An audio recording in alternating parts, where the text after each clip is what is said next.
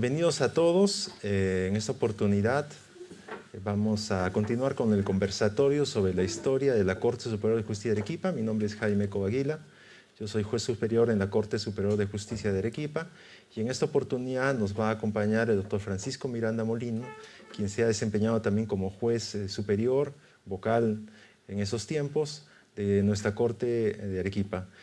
Bienvenidos a todos los estudiantes de la Universidad Continental que están presentes el día de hoy, que nos han acompañado luego del guiado. También a todos los que están presentes a través de las redes sociales y el canal de Facebook. Esta actividad se hace en memoria de los 200 años que cumple la Corte Superior de Justicia de Arequipa precisamente este año.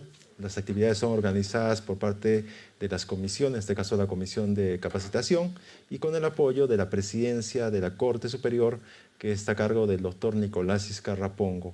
Entonces vamos a comenzar con este conversatorio con las palabras de bienvenida por parte del doctor Francisco Miranda. Como les dije, el doctor Francisco Miranda ha sido juez superior aquí en esta casa, en esta Corte Superior, durante muchísimos años. Además, se ha desempeñado como juez supremo en la Corte Suprema. Tiene varias investigaciones sobre temas de la judicatura, temas de la relación entre la política y la judicatura, y quizás su tesis de maestría es la más interesante para discutir, que es sobre la ratificación judicial. Bienvenido, doctor Francisco Miranda. Gracias, Jaime. Muchísimas gracias por la invitación a la Corte, que en cierto modo sigo considerando mi casa, y estimo que la gentileza obedece a nuestra ya muy antigua amistad de esos tiempos donde usted siempre se destacaba primero como alumno muy distinguido y luego en su ejercicio y en la cátedra y en la judicatura. Debo mencionar que me agrada sobremanera tanto la compañía de los alumnos de la Universidad Continental como de mi amigo Juan Luis, de nuestro amigo Juan Luis que nos acompaña, y que él es también, a través de nuestras conversaciones, he notado que es un gran conocedor de la historia jurídica de Arequipa, tanto de lo que sucedió en la Universidad de San Agustín especialmente, como en el Colegio de Abogados, como en el Foro de Arequipa. Y posteriormente él fue muchos años juez superior en lo penal. Estoy a su disposición. Vamos a hacer, primero debo reconocer al doctor Francisco porque él fue también mi profesor de la universidad, en la Universidad Nacional de San Agustín. Gracias a él también muchos de nosotros vimos reflejadas la vocación de ser juez a través de su experiencia, de su enseñanza, así que este es un doble reconocimiento también para su trayectoria, su don de gentes y su gran apertura a los estudiantes. Es una gran virtud y ustedes van a encontrar en Francisco Miranda una gran apertura a la juventud, que esa es una situación que es difícil de encontrar. Entonces, estamos con una persona que va a estar encantada de escuchar todas sus inquietudes y va a tener siempre un oído atento para todas sus preocupaciones. Bien, quisiera comenzar este conversatorio hablando un poco sobre qué significa ser juez. El doctor Francisco ha sido juez durante muchos años aquí en la Corte de Arequipa, también ha sido juez supremo. ¿Qué significa ser juez y ser juez de Arequipa, ¿no? En su experiencia, ¿qué significa ser juez? Es una responsabilidad muy grande que hay que afrontar cuando uno tiene vocación, porque uno podría ser un abogado muy exitoso, pero no necesariamente tener las cualidades del juez. Aquí tiene que haber una disciplina interior, sobre todo, una diligencia especial para el trámite de los procesos, y naturalmente el juez debe ser muy honesto. Significa un honor y una responsabilidad hacia la sociedad. En cuanto a los locales de la Corte, nuestra Corte actualmente funciona en calle Siglo XX, sin número, que es el local actual, pero la historia de la Corte no se remonta al siglo XX. También el hecho de la construcción de la Corte tiene toda una historia. ¿Nos podría contar un poco más acerca de cómo fue esta historia de los locales de la Corte, dónde funcionaba antes y cómo era ese trajín de la Corte en ese momento? Solo un poco, porque alcancé a conocer el anterior local, no los del siglo XIX, obviamente.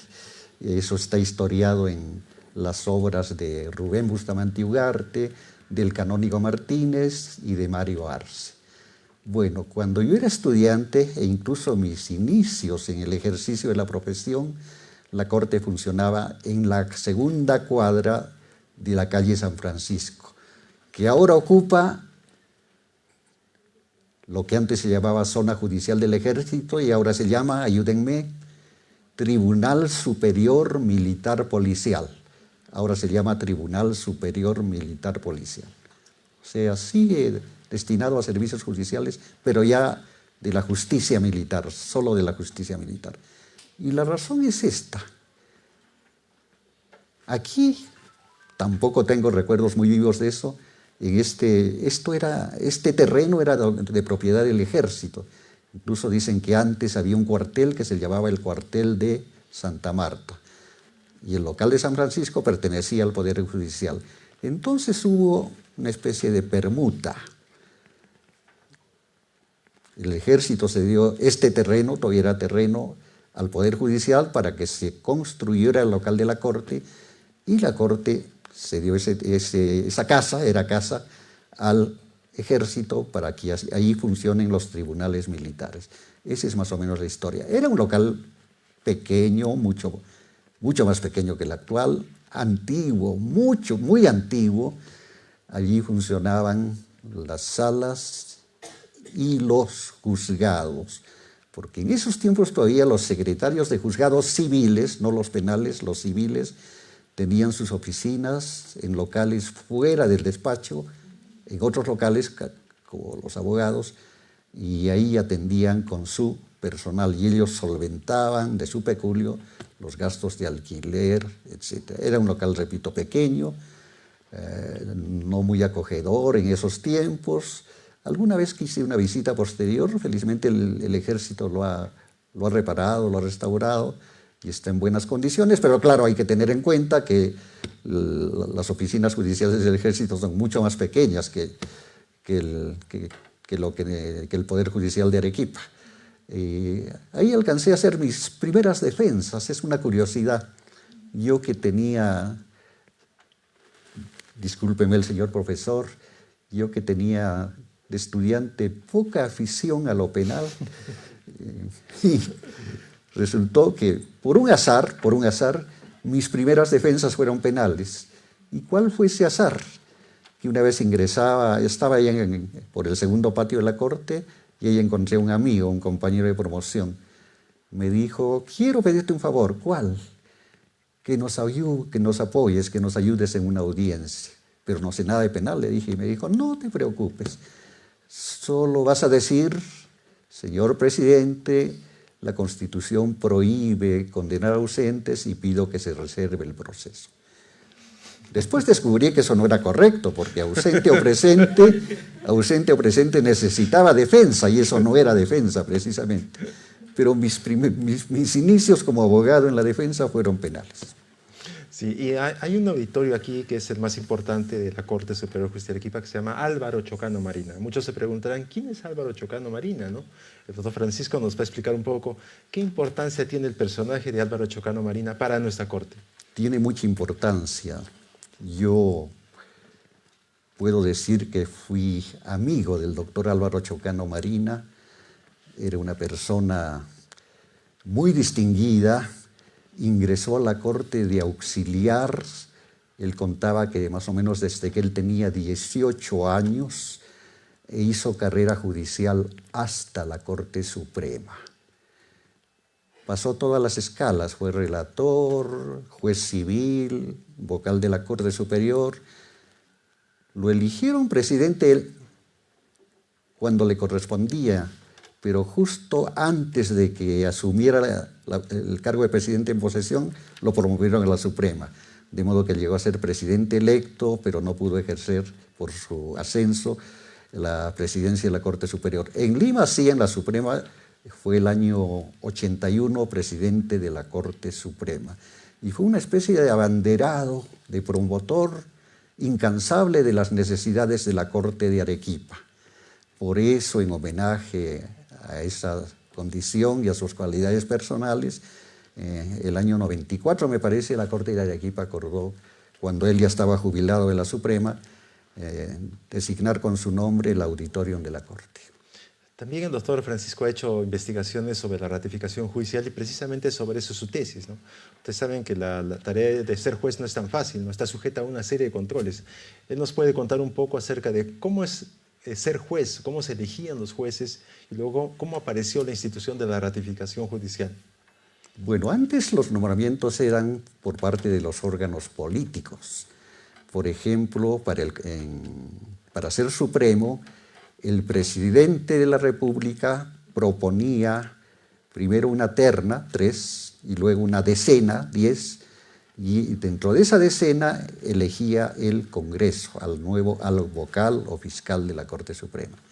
En cuanto a los jueces o fiscales superiores, porque no olvidemos que el Ministerio Público estuvo mucho tiempo integrado al Poder Judicial, por eso se llamaban fiscales de la Corte Suprema, fiscales de la Corte Superior.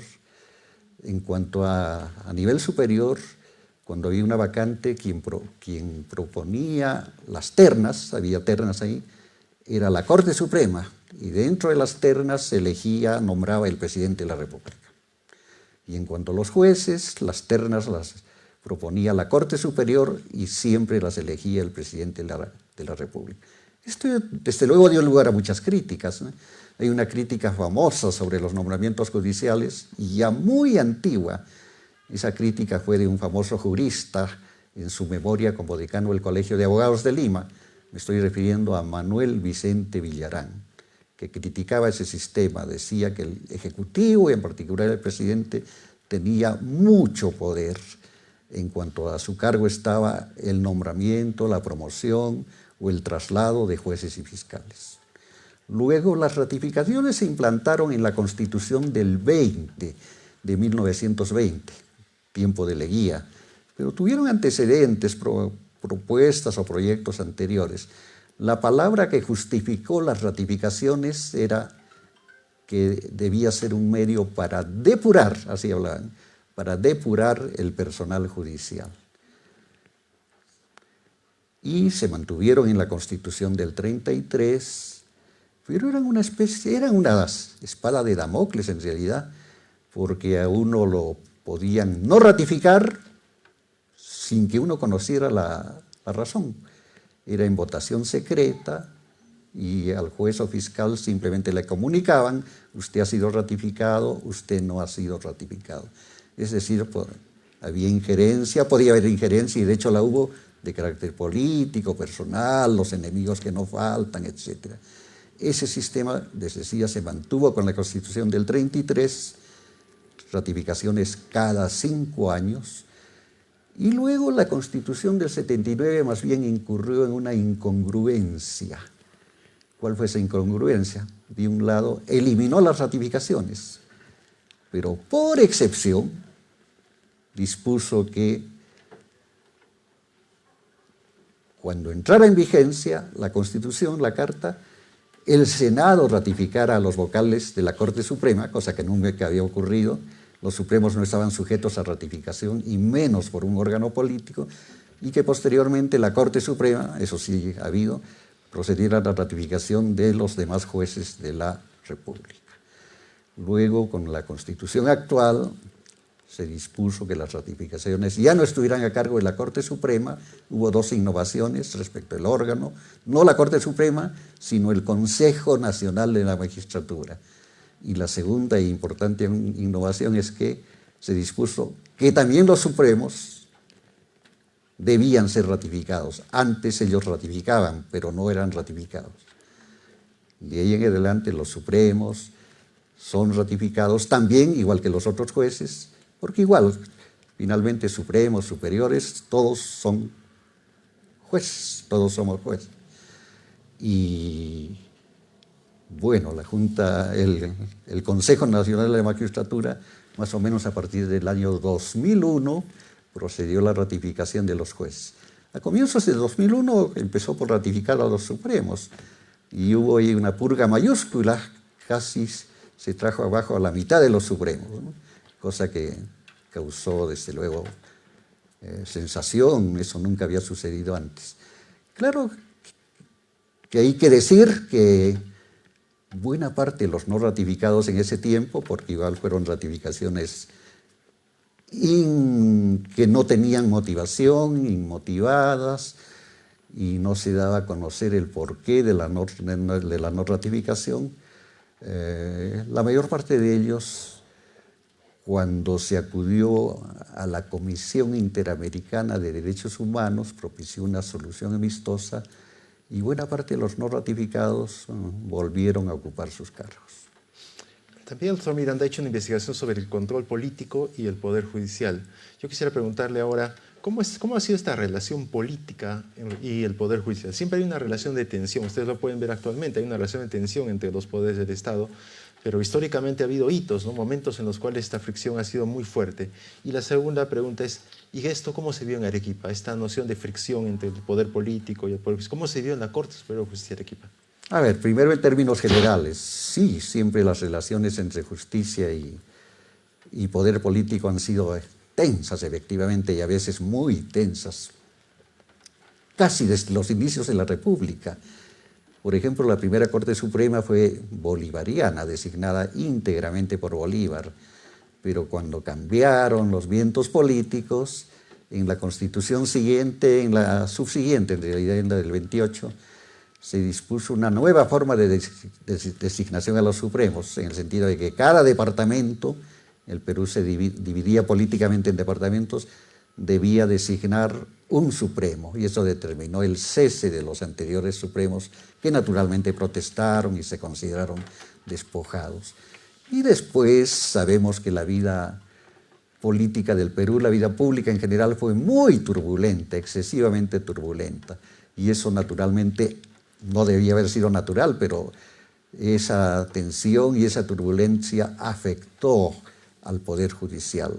A través de ceses, venía una revolución, cesaba a los jueces que no consideraba adeptos, nombraba a los suyos, otra revolución.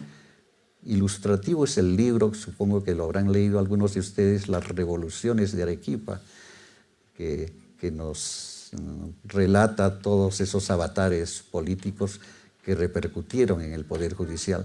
Y muchas veces también, volviendo al tema de las ratificaciones, los gobiernos influían en la Corte Suprema para la no ratificación de algún juez o fiscal que consideraban desafecto. Muchas veces ocurrió eso. Hubo un caso famoso en Lima, el 52, en la época de Odría, cuando un doctor Osores, que era vocal de la Corte de Lima, votó en contra del deseo del gobierno de condenar a un periodista y diputado. Se habían empeñado en condenarlo, lo que efectivamente consiguieron, pero con el voto en contra de Pompeyo Osores. Como represalia, no fue ratificado en las ratificaciones del 52. Y hubo también ratificaciones extraordinarias, ya no solo las ordinarias. Por ejemplo, la impuesta por Sánchez Cerro, cuando derrocó a Leguía el año 30. Y según dice Basadre, según escribió Basadre, eso formó parte de la drástica política de desleguización, esa palabra emplea, que existió en esos tiempos, desleguizar el Poder Judicial. Lo mismo pasó en tiempos de Velasco. Velasco ordenó para el año 70 otra ratificación extraordinaria. Y en buena parte fue una ratificación política, se dice que digitada por el gobierno.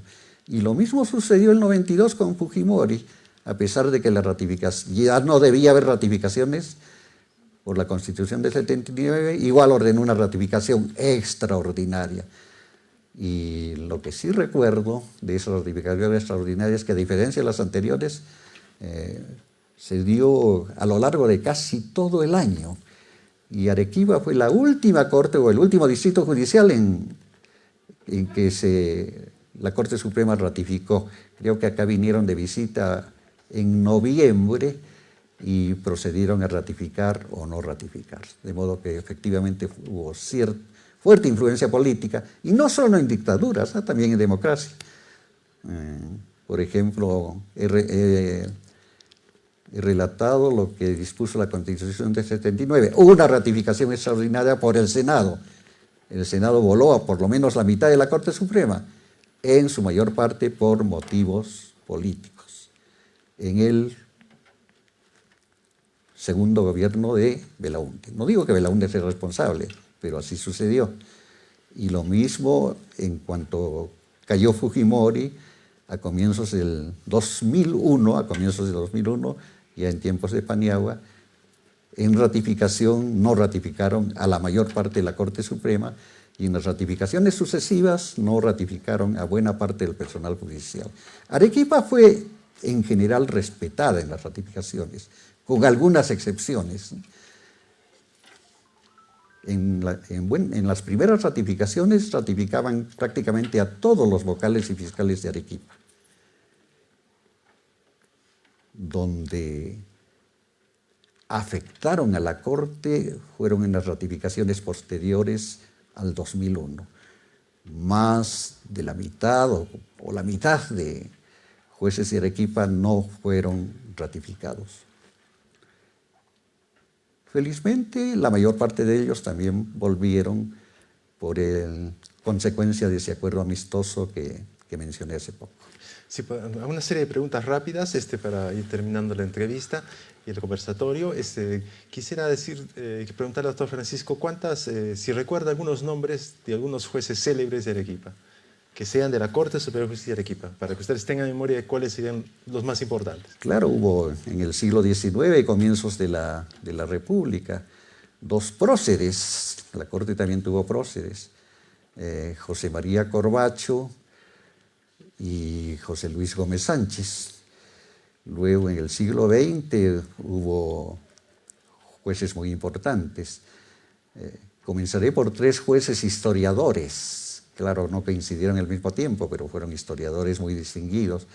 Germán Leguía y Martínez, que no era arequipeño, pero fue vocal de Arequipa por algo así como 2 años, que escribió después una monumental historia del protectorado, en 7 tomos me parece, que recién se publicó en tiempos del gobierno militar, en el sesquicentenario de la independencia.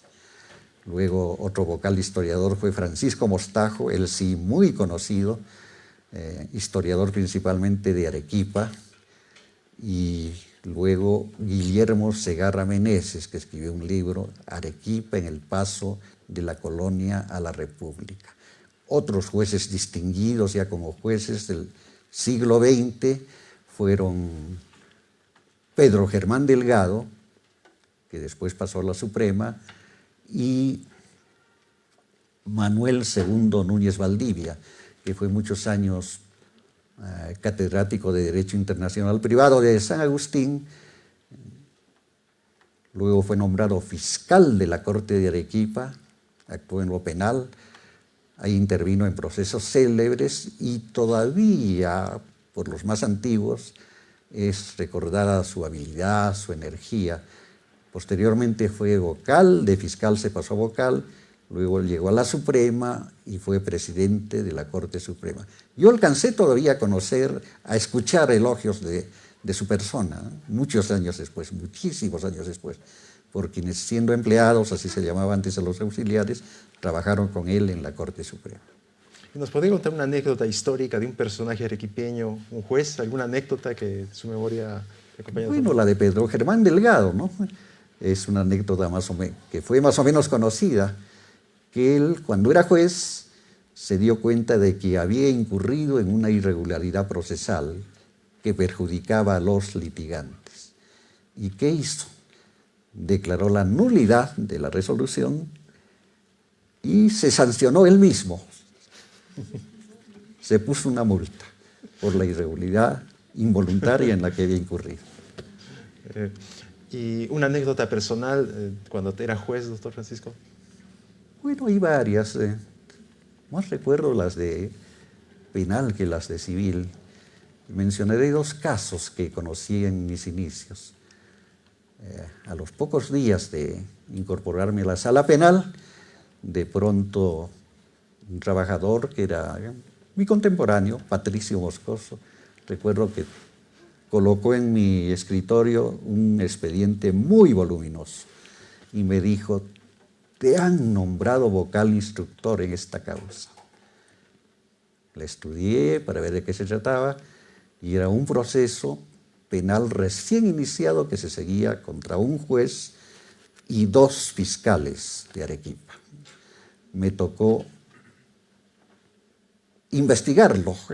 El vocal instructor hacía lo mismo que el juez instructor y antes los jueces investigaban más que los fiscales. Y posteriormente ese proceso, este es un dato poco conocido, concluyó con sentencia condenatoria contra el juez y un fiscal. Al segundo fiscal se le absolvió. Hasta donde yo sé, es la primera vez que en Arequipa se condenó a un juez y a un fiscal por delito cometido en el ejercicio de sus funciones. La otra, aunque no sé si llamarla anécdota, ¿no? Porque fue un caso que me parece que se mencionó anteayer, fue que el proceso que se siguió contra el doctor Eusebio Quirós Parsoldán. Había un abogado muy empecinado, muy testarudo, cuyo nombre no lo voy a decir, aunque es fácil averiguarlo. Generalmente litigaba con sus vecinos, con quienes se le cruzaran en el camino, etc. Y con motivo del libro que se publicó sobre la historia de Arequipa, relatando precisamente, de eso conversamos afuera, los sucesos del Colegio Independencia, el año 50, con ese motivo y por haber utilizado la palabra instigar, se le abrió proceso, se le denunció y abrió proceso penal al historiador Eusebio Quirós, y a mí en segunda instancia me tocó ser el ponente de ese caso. Naturalmente se demostró, fue un caso, una resolución jurídica, se demostró que no había dolo, no había habido ninguna intención de ofender y se le absolvió. Ese proceso recuerdo también a pesar del tiempo transcurrido. Sí, solamente para concluir, si tuviera que decir en pocas palabras qué significa el bicentenario de la Corte Superior de Justicia de Arequipa, ¿qué diría, doctor Francisco? Significa muchísimo, es una de las instituciones tutelares de Arequipa. Se creó e instaló al poco tiempo de la consolidación de la independencia en la batalla de Ayacucho y tuvo felizmente jueces muy distinguidos que pusieron en alto el nombre de la Corte y el nombre de Arequipa. Bien, entonces vamos ahora a entrar a la fase de preguntas. Si algunos de ustedes tienen alguna pregunta, puede decirla.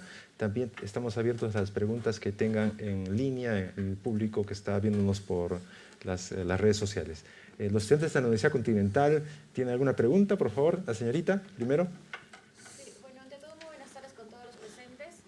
Usted ha mencionado en toda su trayectoria las experiencias, anécdotas, quiénes han recorrido, cómo ha evolucionado. Algunas, no todas, porque sí, son tantas. Son demasiadas. Sí. Mi pregunta va directamente a su experiencia de usted, en el sentido de que si ha tenido alguna dificultad siendo juez al momento de entrar en el Poder Judicial, si ha visto alguna actividad que no le ha parecido y si usted ha podido contribuir en algo o siente que ha podido mejorar. Al momento de ingresar no tuve dificultades, me llamaron y vine. Esa es otra historia, sí. El trabajo, ¿cómo estaba manejando en el Poder Judicial? Claro que hay casos conflictivos de una u otra manera en Arequipa y en Lima. He tenido que afrontar varios casos y en cierto modo uno tiene que conservar la independencia, tiene que enfrentarse al poder, que no solo es poder político, hay poder económico, poder mediático, etc. Hay que actuar con total independencia, prescindiendo de quienes sean las partes. Sí, desde ese punto de vista puede haber dificultades, pero yo no las tuve porque siempre estuve consciente de que había que cumplir con mi deber. ¿Hay otra pregunta más acá del compañero? Buenas tardes, doctor. Buenas tardes. Con toda su experiencia que usted ha tenido trabajando de juez, ¿usted cree que un juez tiene la superioridad moral para juzgar a un acusado? Eso depende de la persona del juez. Habrá jueces con altas condiciones morales, aptas para juzgar a un acusado, pero no garantizo, de Arequipa puedo garantizar en buena parte, pero no garantizo de otros distritos judiciales que todos tengan esas condiciones morales e intelectuales suficientes. ¿Alguna otra pregunta más del público, señorita? Bien, ante todo, buenas tardes con los presentes. Bien, mi duda va general. Quisiera saber cuál ha sido, digamos, el caso más denso o complicado de llevar de cierta forma que haya tenido que ver a lo largo de su trayectoria. Bueno, hubo varios. Drogas, homicidios, violaciones, los dos casos que he mencionado. Y en Lima, como menos antiguo que era, aunque de sala civil, también solían llamarme a conocer algunos casos penales. Sí, ¿alguna pregunta, señorita?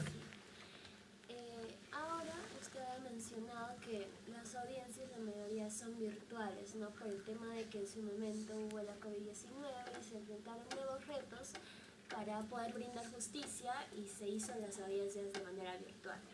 En relación a ello, ¿usted qué piensa respecto a esas audiencias? Porque por un lado está quienes consideran que se vulneran ciertos principios, como los que podrían ser el principio de inmediación, pero por otro lado también ha ayudado a que se dé de forma más efectiva para ciertos casos, ¿no? Entonces, ¿cuál sería la contribución que usted podría dar como un consejo ante estos casos? Creo que había una necesidad urgente e importante y había que cubrir esa necesidad. Y como en general no solo los jueces, sino casi nadie podía moverse, movilizarse para las audiencias presenciales, me parece que el Poder Judicial actuó correctamente en la implantación de las audiencias virtuales. En su momento eran absolutamente necesarias. ¿Alguna pregunta más? Así por allá atrás, fuerte para que se escuche. Sí, buenas tardes con todos. Buenas tardes, doctor. Quería preguntarle, ¿qué tal fue su experiencia cuando usted fue juez, el primer día cuando estuvo acá? Su primer día de juez, le pregunto. Mi primer día de juez, la verdad es que no lo recuerdo de modo especial, ¿no? Fue en la segunda sala civil. Me llamaron como suplente. Mi situación fue un poco especial porque no soy juez de carrera, como el doctor. Yo nunca fui juez especializado, ni civil ni penal. Directamente accedí a sala civil primero y después a sala penal para volver a sala civil. Recuerdo sí a quienes fueron mis primeros compañeros de trabajo en esa sala civil. Reemplacé al doctor Javier Román, cuyo nombre lleva a la sala de acuerdos, por sus vacaciones. Y trabajé con los doctores Teodoro Carrasco y el doctor Villegas, padre del doctor Francisco Villegas, que trabaja en registros públicos, José Villegas Zambrano.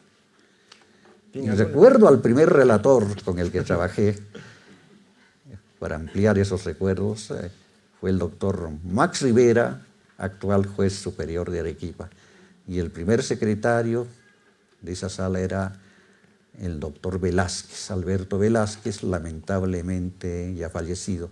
Y aprovecho para mencionar lo siguiente: es muy poco conocida la actividad muy importante que tienen los relatores en las salas. Por eso se decía que en la Corte Superior el relator es el cuarto vocal. Saben que hay 3 jueces en cada sala superior.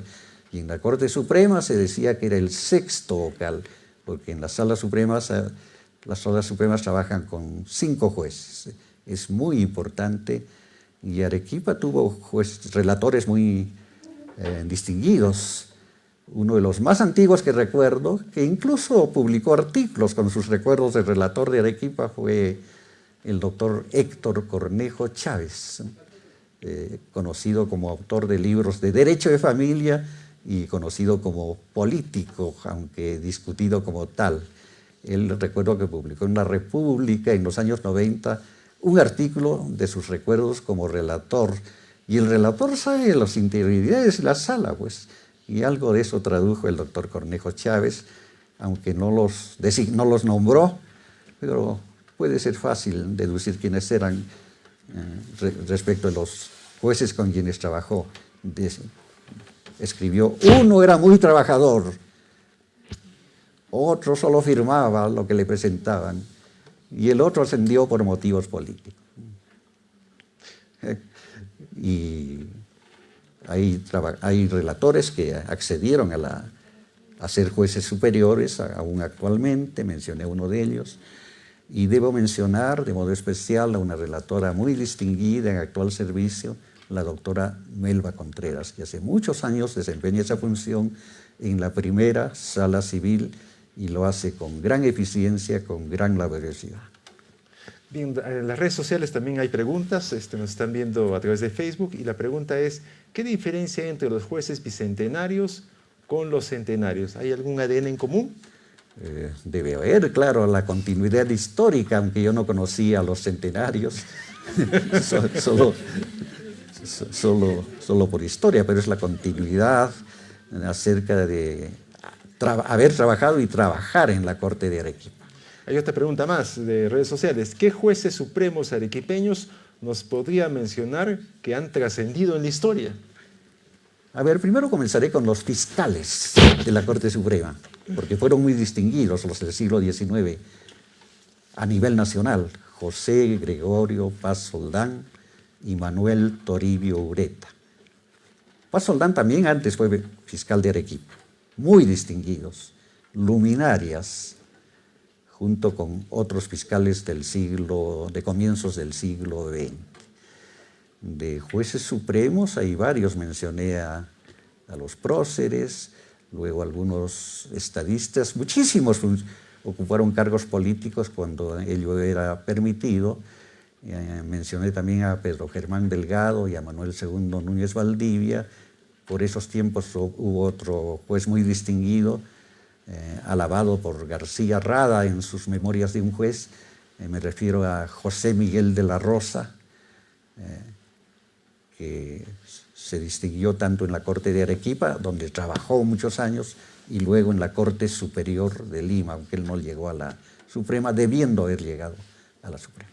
Las redes sociales están muy activas, tienen más preguntas. Dice, ¿qué se debería replantear en la Corte de Arequipa a partir de los 200 años?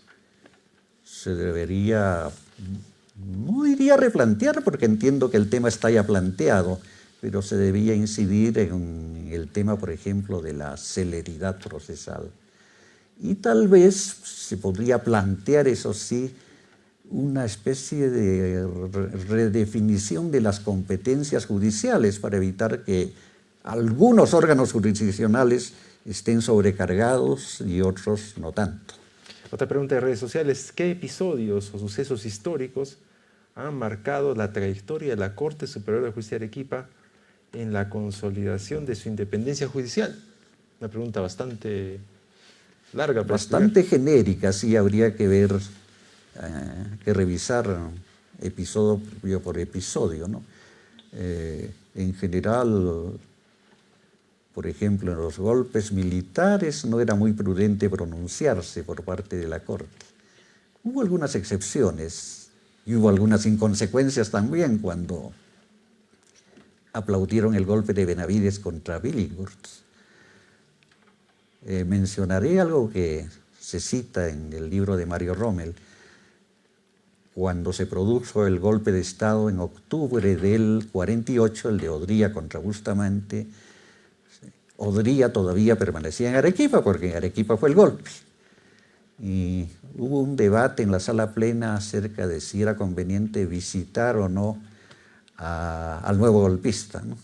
Y algunos jueces, algunos vocales, muy valerosamente